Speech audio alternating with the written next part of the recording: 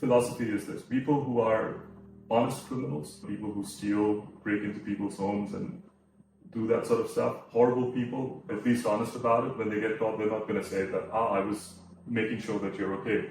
So people like that, they're always stressed and they take huge risk. There's no reason why public officials who are worse criminals, literally, by the fact that perversion of the course of justice is a greater offense than, let's say, minor breaking and entering. I'm not sure about the technical charges there. But anyway, the point is that I don't think government officials or government lawyers who are doing the wrong thing should be comfortable in court. And I do my best to make sure that happens. They're feeling just as fucking nervous and stressed as their honest counterparts do, and I use the law to do it. I feel like I'm auditing the system to tell them that if they continue doing this, at some point in time, they'll do it to the wrong person and then suffer. And also, the other people will suffer vicariously by the way in which they're punished. So that's what I don't get about the whole friendliness. One side is accusing the other, in most cases, knowing that they're just doing it as a fucking game. Forget about the fact that it's not even about me that they're doing it to me. It's the fact that they're doing it. I'm not offended by the fact that they're accusing me of doing something that I haven't done. I'm offended by the fact that they think that they can be people who are supposed to be ministers of justice, and then they can blatantly do something like that and think that they're entitled to respect or even courtesy.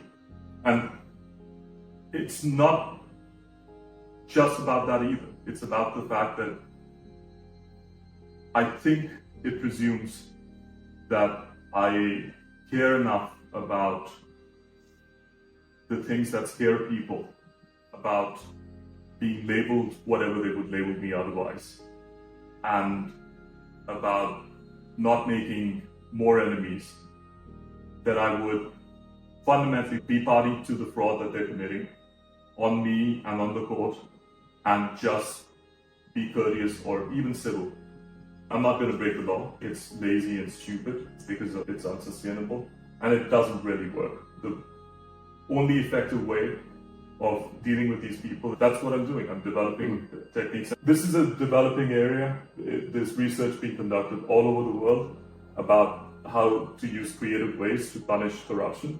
There's Johan Lambsdorff, I think he's Danish, preeminent researcher in the field. He's produced this book called Institutional Economics of Corruption and Reform. He makes the argument that there's this concept of benevolent entrepreneurs. What that basically talks about is using technology and innovation in a way that empowers people to hold corrupt entities to account, using the free market tools to fight corruption. That's what I'm interested in. Developing techniques that basically use the essential truths about human behavior to discourage corrupt conduct. And I think we've been pretty successful at that.